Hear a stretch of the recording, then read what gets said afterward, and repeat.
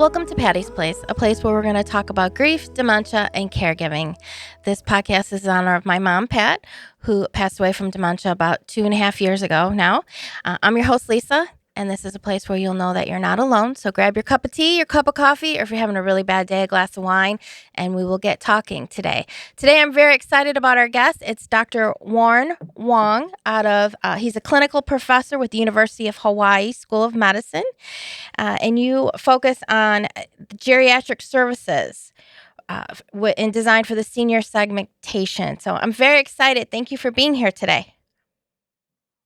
Thanks so much, Lisa. I'm happy to be on Patty's Place. Yes, I think there's just so much to talk about. You're also the founder of geriatric services at Kaiser Permanente in Hawaii. Is that correct? That's right. And I'm retired from Kaiser, but I was part of their national planning committee. So, Oh, okay. Well, can you tell us a little bit about your background? Like, what drew you to specialize in geriatric medicine?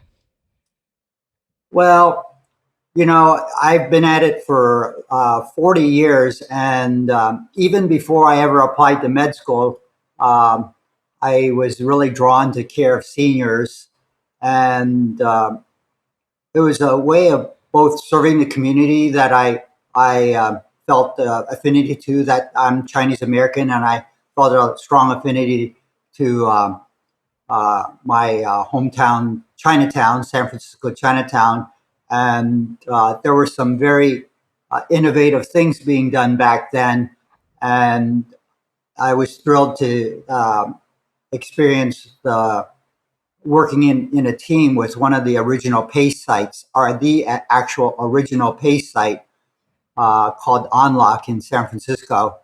Okay. And I just really enjoyed the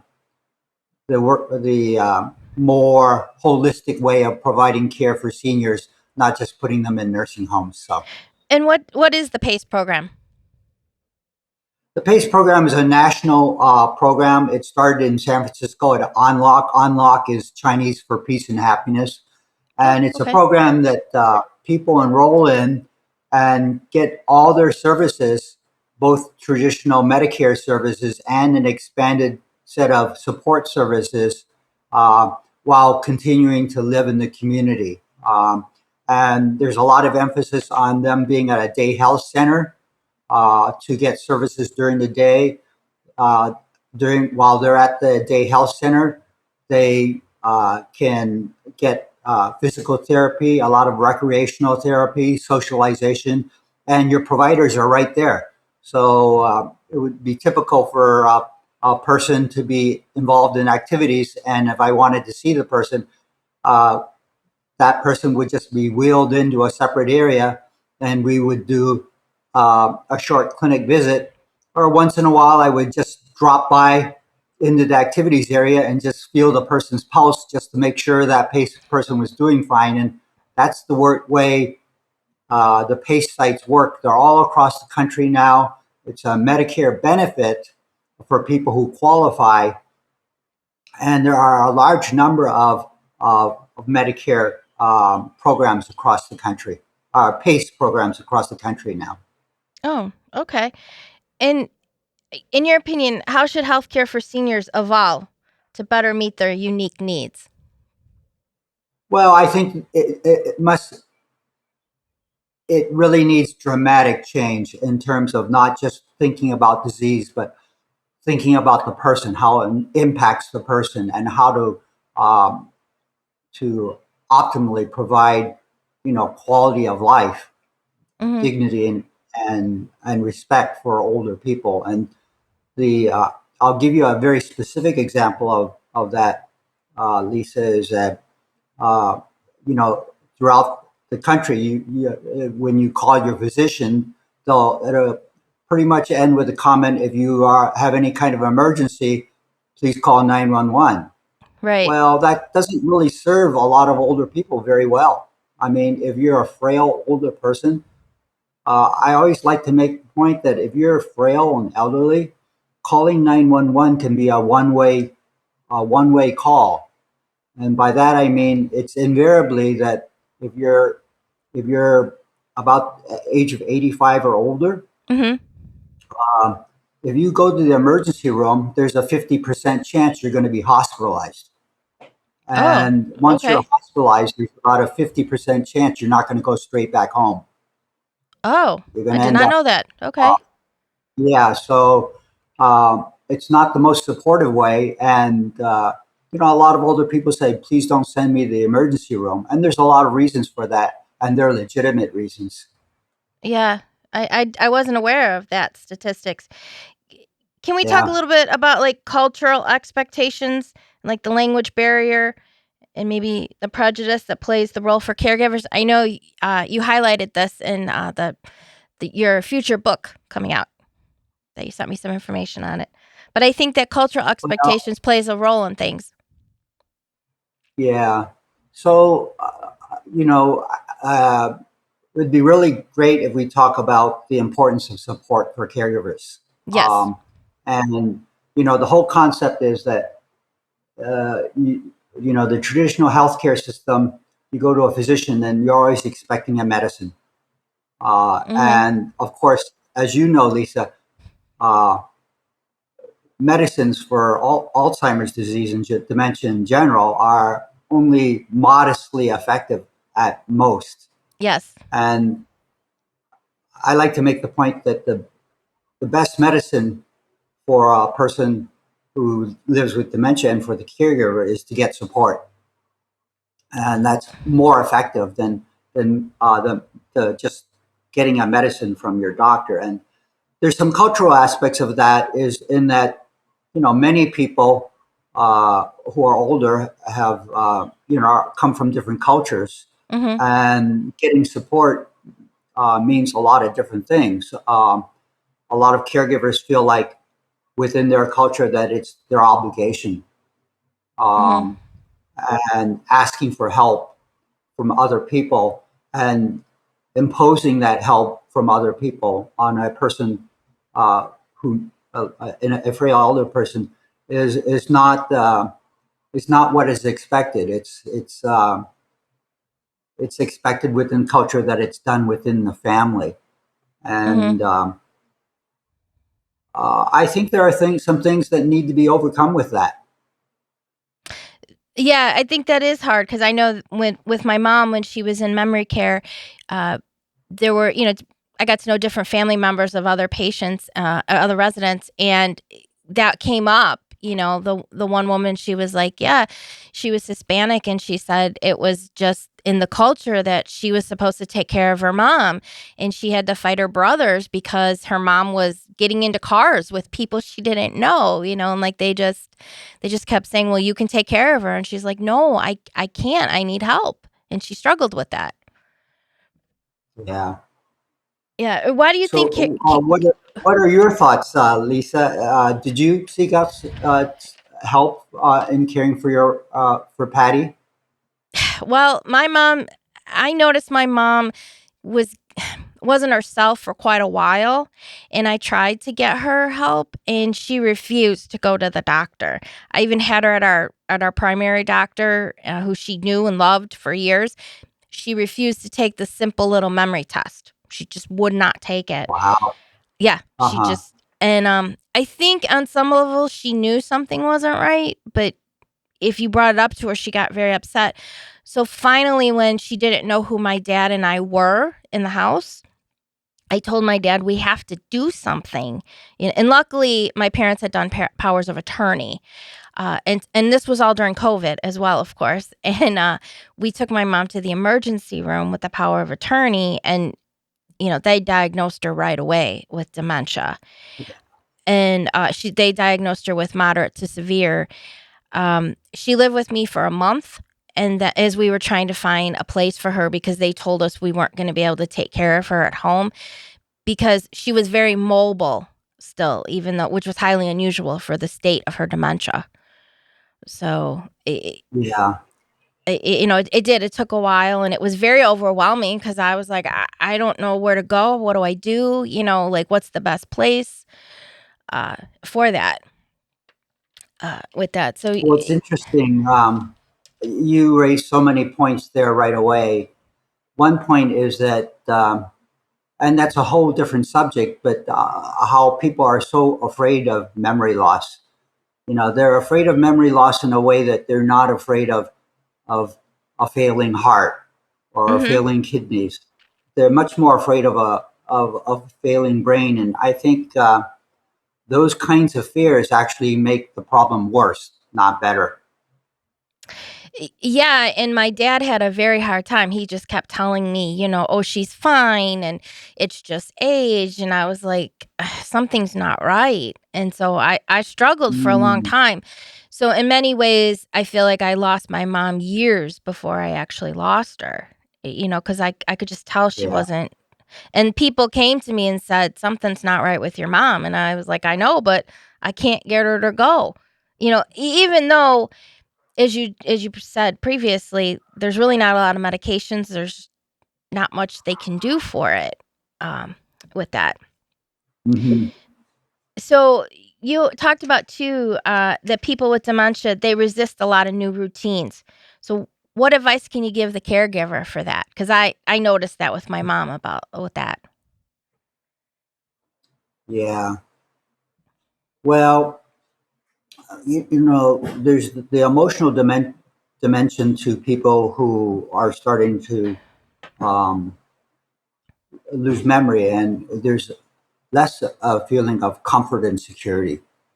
Hmm. So the space that a person feels comfortable becomes smaller and smaller, and and there's more and more anxiety about unfamiliar situations.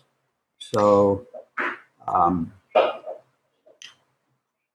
that that is something that needs to be dealt with. So And I did get notice that back. with my mom, like she didn't want to go out as much, like even to the grocery store, where my dad ended up going to the grocery store more and more. Um, Mhm. and then even when she was in memory care, little by little, she didn't want to come out of her room anymore. So I did notice Yeah, that she just didn't want to do it anymore. Like I could tell that's where she felt safe. And yeah. with that, so Well, would you? Oh, go ahead. well, underneath all that is the subject of trust, Mm-hmm. um, and trust. If it's important to build up as much trust as possible, and it's very similar to building trust in a child. If a child trust you, they're willing to do more. And trust is something that's really important when people are seeking out to move things along. I was gonna say that is very true because there were different times with my mom that I knew she trusted me, even though she didn't know who I was, even in memory care. She would get very upset with showers. She did not like getting showers, and she would like get so upset. And if I was there, she would like grab onto my hand and be like, "Please don't leave me, please don't leave me." And I didn't. And sometimes it took me over an hour to calm her down with things, but it was like I knew she trusted me. So, Yeah, and it's really interesting that there's a lot of uncertainty when you're taking care of a person who has dementia or Alzheimer's disease, and every day is different. There may be a day in which everything seems fine, and it's a green light for things, and other mhm. days in which it's a yellow light, and other days in which it's a red light. When it's a red light, you may as well not try. Uh, Yeah. the skill is when it's a yellow light and turning that yellow light to a green light.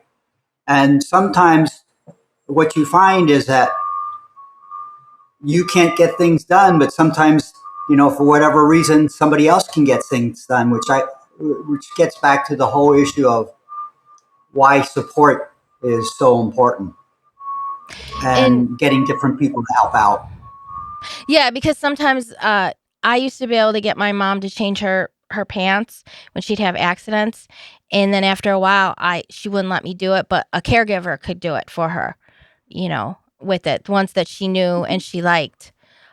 with that. Uh, do you do you have Yeah, the any idea? relationships in life really change when a support system gets put in place. Yeah. And sometimes you may be the most familiar person and less likely, less able to get things done than someone who's less familiar, but somehow seems to be in a different role. So that's why it takes a whole team. Yeah, it definitely does. Do you have any insight as to why people with dementia don't like to take showers? Like on the in any Uh, medical side of it? well, there's that is a very common Mhm. problem, and my own personal opinion is that it's a very it's not it's in the more in the primitive areas of the brain about the relationship between living in water and fear of water and Oh. um, that being in an environment that being surrounded by water is something that people start to feel a fear of. Well, my mom always had a fear of water, so that would explain a lot for my mom, with that. And you mentioned before that it takes a village, and I know that's, one of your is that gonna be the title of your book, or is that was the title of the one chapter? So let's talk about you have a book coming It's out soon. it's a theme in that one chapter. I think the title Okay. of my book will relate to GOLD, GOLD, which Okay. is an acronym for getting older with love and dignity. Oh, And you okay. know, when you talk about the healthcare system, uh, does it really help people get older with love and dignity? I would say, yeah, if you look at the way things are actually done. Um, in some ways, yes, but in many ways, no. I would agree with that, and you have a lot of information, that you had sent me. So, you said that there's some, uh Medicare has some new initiative guide? For where could people find some of that? Because that's very overwhelming too with Medicare. Yeah, so um, there's a new program from Medicare called GUIDE, GUIDE, Okay, and it's not available everywhere, but it was created because there was a broad understanding that uh, the traditional healthcare system doesn't really provide for the needs of people who have dementia, especially as it gets more severe. And what the guide program, and you need to do a little bit of a search for the Medicare guide program, and they will actually tell you sites in which it's offered. It's only offered via traditional Medicare fee for service, which means that if okay, you have a Medicare Advantage plan, they won't offer it. But it's being rolled out across the country. And what it does is it does something that the healthcare system doesn't do now. Uh, for instance, one thing it will do is that 24 hours a day, mhm, it will provide uh, uh, on-call services. So if you have any question, somebody is on the other end of the line who actually knows the person's record and history and has expertise in dementia care. And that's 24/7. And then for certain people who okay. qualify, they will actually get some in-home services as well. Oh, So okay. that is an That innovative is program, yeah, that's being rolled out across the United States, but it's not well developed in many sites yet. Um, okay, but it is something that is important. It is only specifically for people with dementia. They also offer sometimes some degree of respite services, and they offer okay. training and education for caregivers. Oh, well, it's just important because I think the more So, training and education a yeah, caregiver so gives. it's much better than what exists now in general for people Mhm. with uh, dementia and their caregivers. That's good to know. with it because it's so overwhelming. You also mentioned about care navigation and care coordination. What is that? Yeah, there's a big difference. Okay. So it's pretty traditional. I I don't know if your mom Patty was ever in the hospital, Lisa, but it's very typical that after a person is discharged or in the process of being discharged from a hospital, it's a little bit overwhelming Mhm. because a lot of things have changed. Um, a person may become maybe significantly less physically capable, and people will say, "How come mom's being discharged from the hospital? She isn't well yet." And the answer Mhm. is, "Well, that's not the purpose of an acute care hospital. The purpose of an acute care hospital is to just get them out of the woods for now, to get them out of their acute illness." Mhm. And when the person is discharged from either a nursing home or from a hospital, there are a lot of questions is, uh, where do we go from here? And the typical response is, well, this is what you need to do. And they'll give you Right. a list and said, you need to do this, you need to do this, and you need to do this.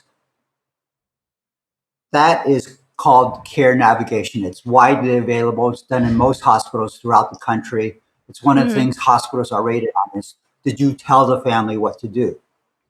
That's a lot different from helping the family do it. That's And true. that's what care coordination is.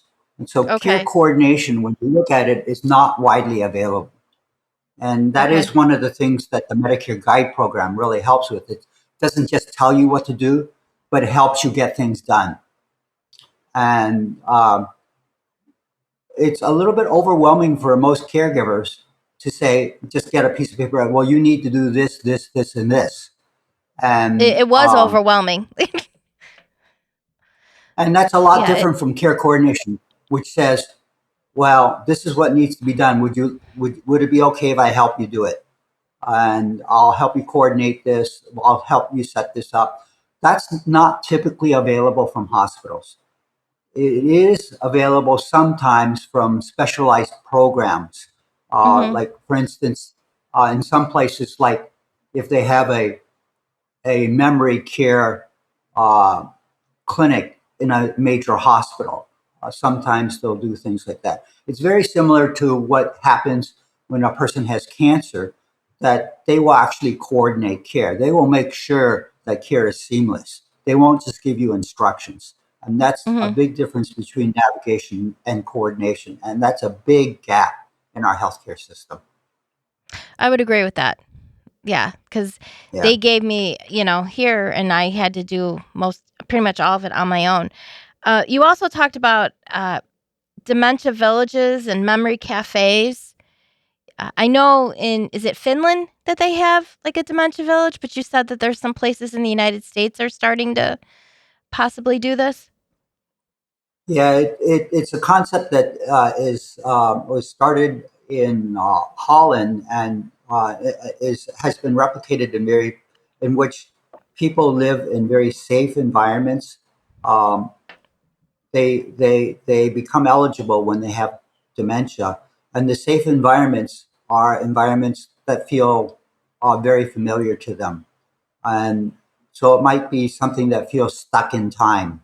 Mhm. Now. It's an interesting concept, and they've also had some similar efforts in Japan, um, and in the United States. There is one site that is preparing that. I think those are interesting things. I don't think they're those things are definitely not widespread in the United States, but the memory cafes are. Also a concept that is somewhat familiar in the United States. And you need to Google search it, but various sites will have little social meetings in which people with memory problems get together and either have activities or just talk about things from the past. So, And I have to say, sometimes it was quite entertaining listening to uh, two or three different dementia patients talk. Because like they talked about all kinds of things and you just followed along with them. And sometimes it was funny just listening to them. And I don't mean that in a bad way, but like it was just entertaining and like you just listened and went along with them and I would laugh, uh, for it. Yeah. You, you also talk about these concepts of doing to, doing for, or doing with, and you recommend doing with. Can you explain that for people? Yeah. So doing two is something that the healthcare system, again, uh, does too often to people who are frail and elderly. Doing two means if you have an emergency, call 911, because Okay. doing two means that it's not something that is very friendly or supportive of dignity. Um, and it actually imposes something on a person that the person may not actually want. Um, Okay. so a very typical example of doing two is putting a person in a nursing home. Mhm. So there's the double whammy that you become frail and elderly, and you may have memory problems, and then on top of that, you're instead of being supported with all those challenges, you're put in a nursing home, which is probably one of the reasons that people don't like to be diagnosed as having memory problems, because of the fear that this is what's going to be done to them. Now, I could see that. Yeah. to them is worse than for them, which is a lot of times people will say, well, this is good for you. Mhm. You need to do this. And people say, well, this is good for you. Take a shower, get a bath. This is good for you. Mhm. And it is good for them, uh, but it's not something that they really necessarily really want to do. Mhm. And the optimal is when a person is able to do something that says, I'm doing this with you, so that the person feels like this is helpful to me as well. Now, it's it's an ideal goal is doing things with a person, um, but um, I think it needs to be thought of. So when it comes to, for instance, like what are we going to do with mom as she gets into a more advanced stage, or what are we going to do with mom when uh, when it's just becoming overwhelming in various ways? Mhm. People have to make decisions, and they have to think a little bit. Are we doing this to her, for her, or with her? And you really want as much as possible to do things with her. It's not always possible, but certainly you really want to avoid doing things to a person, which means for your benefit, but not really something they wanted. And as a geriatrician, uh, that's a conceptual framework, but what it actually means in specific situations needs to be tailored. For Mhm. instance, you were saying, Lisa, that despite your mom having a significant degree of cognitive impairment dementia, she was still able to walk. And Yes. so, an intervention that's tailored to her is a lot different from an intervention that's tailored to somebody who can't walk. And of course, somebody Mhm. who walks, one of the common, specific issues that comes up is wandering. And how do you manage Yes. that? Yes, and she did, she got out twice in one night, when she was living with me in the house, and I was right there when she did it. I mean, she was fast, and luckily I caught her. She only got to, like, my neighbor's driveway and is, like, in the middle of the night, and she just thought she was gonna go visit, and I was like, "No, no, no, we need to come in," but it is really scary when that happens. I see how easily. And yeah, the Alzheimer's Association really talks a lot about wandering, and it's Lisa. You mentioned how scary it is, and it's scary for a reason. The Mhm, statistics actually are really concerning. If a person gets lost for more than 24 hours, you can't find them mhm, for 24 hours. There's a good probability. um, that there's a major injury. Okay. So if you don't find a person within the first 24 hours, it's definitely a situation in which the outcomes become more and more problematic. So that's why when somebody gets lost, it's important to and there's a different chapter in my book about special situations that it's really important to seek out help right away, and um, you really want to find a person within the first hour. Uh, it gets more and more difficult to find a person as the time passes. I would believe that because they don't know where they are in that. So, but yeah, that was very very scary. And I remember calling my dad at 4:30 in the morning, and he came like a few hours later, and he changed the lock on my door and all that. But I didn't sleep well because I knew what if she got out through the patio door and stuff like that. So it was very scary. So what do you know when your book will be coming out? Uh, there's a good, it's taken me years, Mm-hmm. but there's a good chance it's going to come out this year. Okay. Um, the chapter that I shared with you is about what kinds of support exist. And that chapter, there were a number of different things I delved into. One is that, you know, it's important for everybody to get support. But there's a large number of people who really hesitate to get support, and there's a lot of different reasons for that.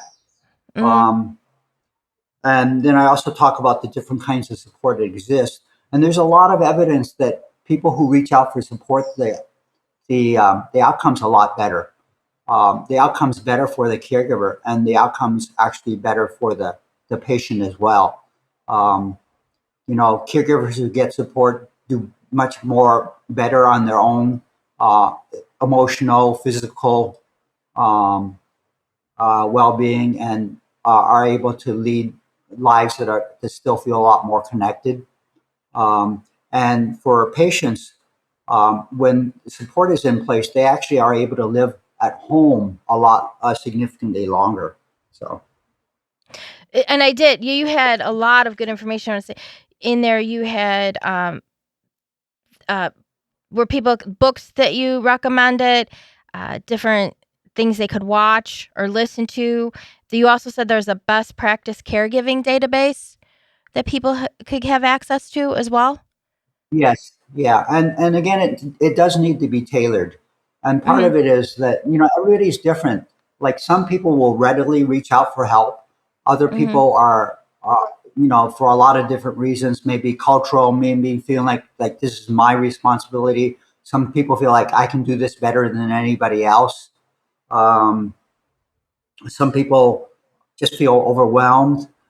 Some people feel that. They're that that the help out there is not really that good.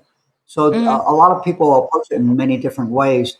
And my message is always take a first step, no matter how small it is. If you want to just start out with a really small step, that's fine. But it's really important to seek some sort of help. Just the same way that for your mom, she was not willing to take that first step of actually getting evaluated. But taking a small step, and then it, even if it doesn't lead you immediately to the best tailored intervention, the best tailored support, it gets you started, Mhm. and then you kind of tailor it from them. And a lot of times when people have at the early stages, they mostly want education, and there's a lot of different ways to do that. So things such as your podcast. There's some uh, websites that just provide information. Alzheimer's Association is wonderful for that. Um, Mhm. and there are some sites that provide structured trainings that are either on your own timeline, like you go through different modules about managing this, managing that, managing financial issues, managing behavioral issues, um, managing wandering. And then there are more structured courses that say, well, on this day, we're going to talk about this, we'll discuss it on this day. And so you just pick out what works best for you. There's the educational aspect, and then the which your podcast is mostly educational. Then there's others that are more about caregiver support, emotional support, Mm-hmm. support groups and people chat together. And I belong to some of those. Um, uh, and support groups are really good. People, once they start, they really find a sense of being able to talk with people who are in the similar situations to them. But what I find is that a lot of people hesitate to ever get involved in a support group. And then, then other things like you've done, Lisa, is which actually get hands-on support. You got your mom into a memory care unit and stuff like that. And so there's different kinds of things that you can try.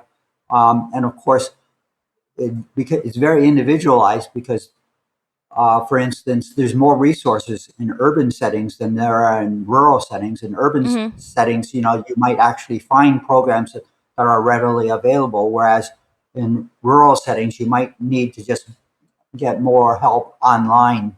Um, and then there's always also the financial issues. I mean, Yes, if that's a you big have a one. significant amount of money, it's gonna help a lot. If you don't have money, though, you should not just give up and say, there's no help for me. Right. The Alzheimer's Association is very good for that with the helpline with live people that say, how can I get help? In every region in the United States, there's the area offices on aging, and they're usually more knowledgeable about what actually exists in specific areas.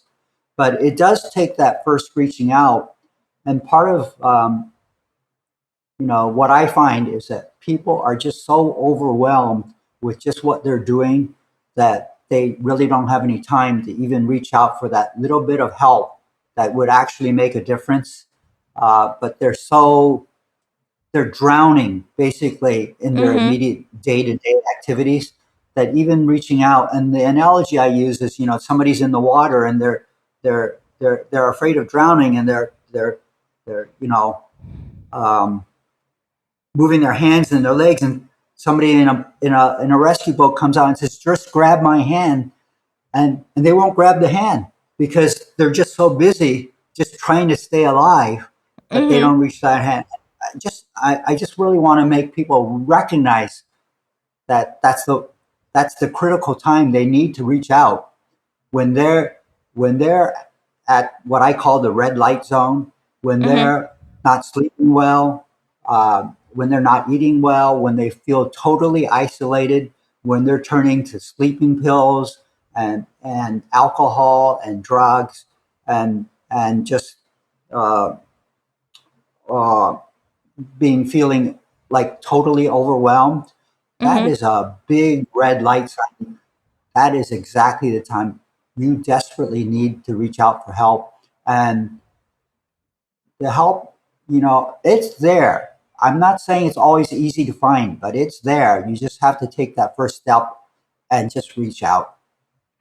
I would agree with that because all the time we spend on, Instagram or a Facebook or any of the other social media sites just doing silly stuff, you could take that 5 minutes, and even if you start with like the Alzheimer's Association, and or calling the helpline just little by little, even if you do it for 5 minutes every couple days, it helps a lot. And I would agree with you.